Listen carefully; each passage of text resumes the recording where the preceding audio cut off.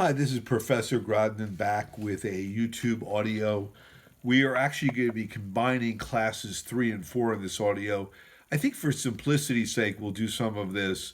I had initially talked about having like 14 or 15 separate audios. It may be easier just to combine as we go along.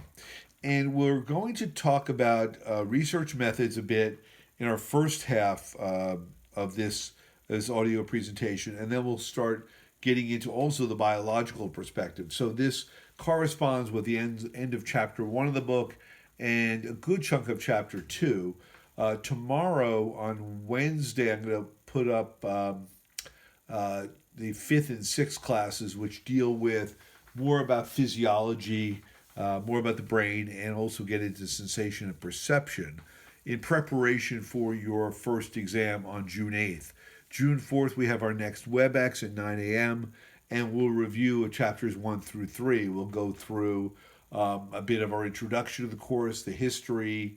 Again, we'll talk about research again, the biological perspective, more in terms of the structures and functions of the brain, which we'll get into our next tape. And finally, sensation and perception. All this will be part of our review on the 4th at 9 a.m. Okay, research methods in psychology. Well, there are a number of them, just a few for you to sort of be familiar with. The case study focuses on an individual case. It's an in-depth study of one, usually a person. It could be an animal subject, but usually a human subject. Actually, that's not the most commonly employed method of research in psychology. The most commonly employed method of research is the survey method, which gathers information from a large group, like with questionnaires. So it might be in a college, university class, or online, or a phone, or an interview in person. But it is commonly used. One of the issues with the survey method is it doesn't prove cause and effect. Doesn't say the effects of a drug. It's more correlational research. They look at the relationship between variables. So, for example, you're doing a study on attitudes toward the disabled or mental health treatment. Would age be a factor? Yeah, younger population or more educated population tends to be more open to mental health treatment, at least based on reports, than people over the age of 70. And that would be something you'd find by comparing the survey responses to the demographic information that a subject would give you and looking at it in totality. One of the limitations here is it lacks what's known as generalizability. That it's hard to generalize from students to the entire population. Students are younger, they're more educated, they're probably higher economically, so it's difficult to make those sort of leaps. But and that's one of the issues with regard to survey research. The last piece of area of research or research method we're going to focus on is called the experimental method, sometimes also referred to as the scientific method. And this method allows us to illustrate some of the points more effectively and more descriptively than the case study and survey methods that were just outlined. Okay, one of the things you do with any form of research is you look at the literature, what's been done before. And that's actually an immense job. One of the reasons, though, I think we said this, that people don't, as researchers, go from one area to the next to the next. It would be like reinventing the wheel. So normally you look at what's been done, and the goal of research is to add to the literature. From there, once you've done this, probably an exhaustive research investigation, you develop some ideas, contentions of what may happen. One of the best ways to illustrate the points in this unit are to use examples that are connected to many of the terms. So a drug study, for example, is a helpful example. So let's use the hypothesis that drug A, we'll call it, reduces depression. That's a hypothesis. Well, how do we test this? Well, there are a lot of people who are depressed, so you're not going to ask all those folks. You're probably going to randomly take people who are depressed, probably from some sort of data pool in which people have given their consent to be part of the study. And you're going to take maybe a couple hundred people from maybe 10,000 or 50,000 people. This is called random assignment. So, for example, if you were to look at NCC students, you would not have to, not with depression, but with any other methodology or other approach, you wouldn't have to survey or put into an experimental paradigm 6,000 people. A couple of hundred randomly selected from the 6,000 would reflect the greater group in terms of town of residence and major and number of credits earned and gender and race and ethnicity and so on and so forth. So random selection. And in an experimental study, you'd go from random selection to something called random assignment, where you'd randomly assign the subjects into one of two groups. The control group, and they wouldn't get the real drug, they get a sugar pill called a placebo. And the experimental group, they get the real drug, also referred to as the independent variable. Sometimes that's also called the treatment. One of the reasons you have the placebos, it looks exactly like the real drug, but if it were to look different, people would know what group they're in, and that would affect everything because your expectations would affect the results. If you thought you were getting the drug, you'd feel happier. If you didn't, if you thought you were not getting the drug, you'd feel more sad. Well, or report that probably, and that has nothing to do with the efficacy of the drug or lack thereof. It has to do with your expectations. So they make certain that no one knows who's getting what, and they also make certain that the technicians giving the medication or the placebo don't know who's getting what, because that could also affect the study if they knew, the technicians or the subjects knew, that their expectations would have an impact. So again, they're sort of blind to this. They are blind to this. This is called the double blind procedure to control for expectations. You generally will give a drug for some period of time, weeks. I don't know if it would be months, but certainly weeks, and at some point measure the control and experimental group using maybe a biological metric or even a simple thing like a checklist. These measures are called dependent measures or dependent variables or variable singular. And at some point, the researchers are going to statistically compare the two groups, the control versus the experimental statistically. So that, let's say their scores are about the same for depression. Well, that means the hypothesis has not been supported. Drug A probably did not work. But if there is a big difference, and the drug A experimental group has much less depression, reported depression or measurable depression than the control group, you've supported the hypothesis. Now, one study does not make does not substantiate the employment of a new drug. It has to be done over and over again, and they have to use many studies and statistically sort of come up with an average in terms of how effective the experimental group or how effective the drug is in regard to these experimental groups versus the control groups that were just mentioned. And this is actually called a meta-analysis. When you do this over and over again, you get sort of a enormous sampling of data, and if you find a difference between the groups that's statistically significant, you may have something. The drug may have some real efficacy.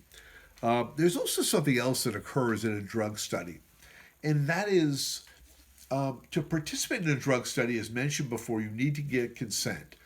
But the study itself, you don't know what happens during the process.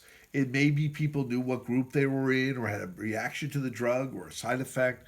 And so people are interviewed after the fact. This is called debriefing.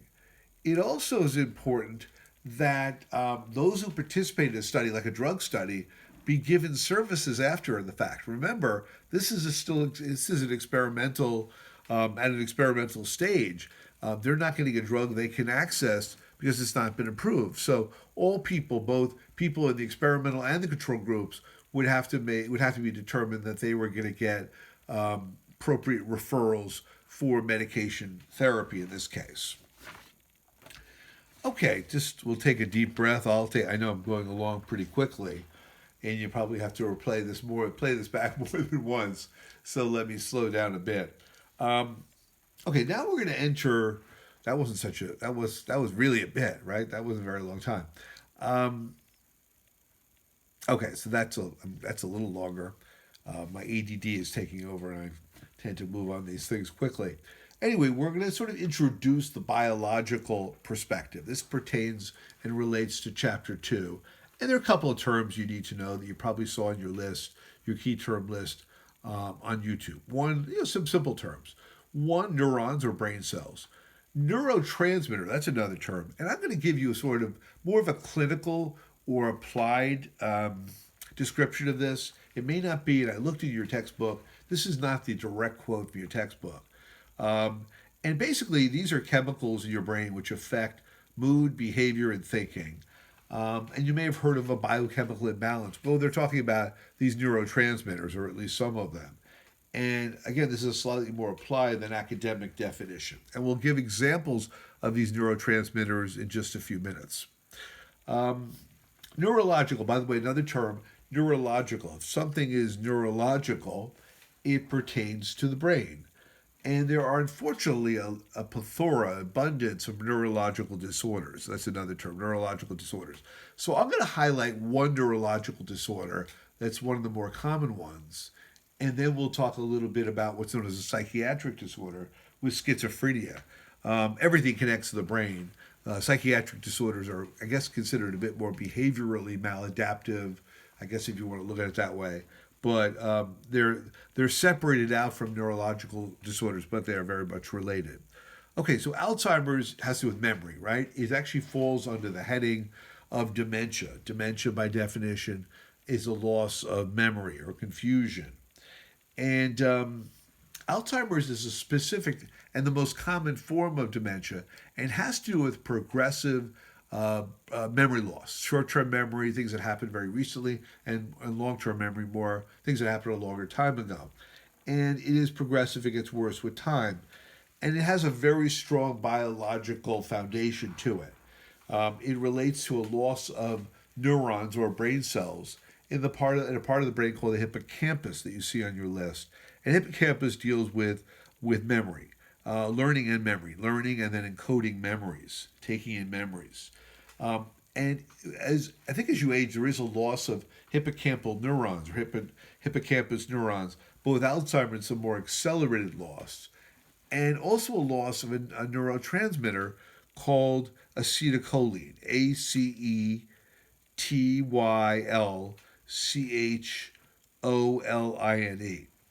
Alzheimer's, so loss of hippocampal neurons and loss of the associated neurotransmitter acetylcholine. Alzheimer's also has other symptoms: aphasia, loss of language, eventually loss of the ability to walk and to ambulate. Walking and ambulation are one and the same. Caring for oneself can result Alzheimer's in changes such as hyperaggression, hyperimpulsivity, hyper even sexuality.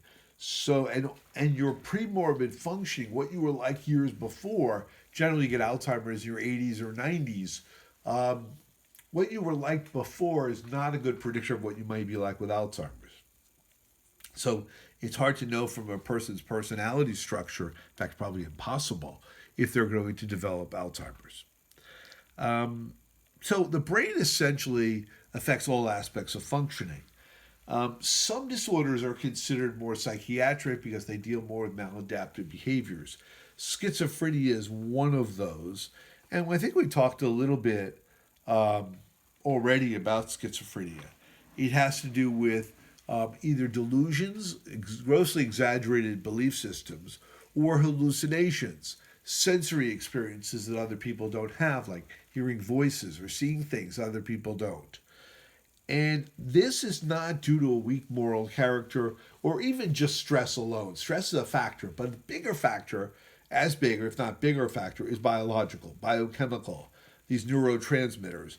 And the two neurotransmitters at play here, and you probably see them on your list, one is serotonin and the other one's dopamine. Serotonin has to do with a deficiency of it connects to depression, and that's often the case with schizophrenia.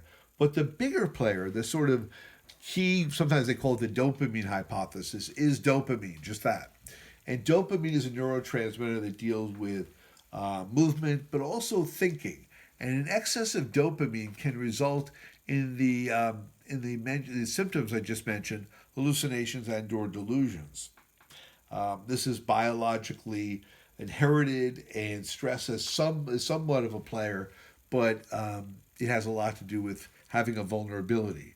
And this excess of dopamine and this deficiency of serotonin, along with reasonable stressors, activates this disease usually between 18 and 40 years of age, and gives you an idea of the biological influences on behavior that it's not simply learned stuff or that environment is largely at play. There is a very significant piece which is biological, and we've used some of the terms now to sort of ready you for the next lecture, which you'll be able to access sometime tomorrow, Wednesday, June 3rd. Our WebEx meeting again is going to be on June 4th at 9 a.m. We'll review the first classes, chapters 1 through 3 of the book, and the associated material. The exam will be, I haven't fully developed the exam, working on it as we speak. In fact, we'll be working on it tomorrow, but it will be a purely objective exam in nature, probably something like 27 or 28 questions, 4 points each,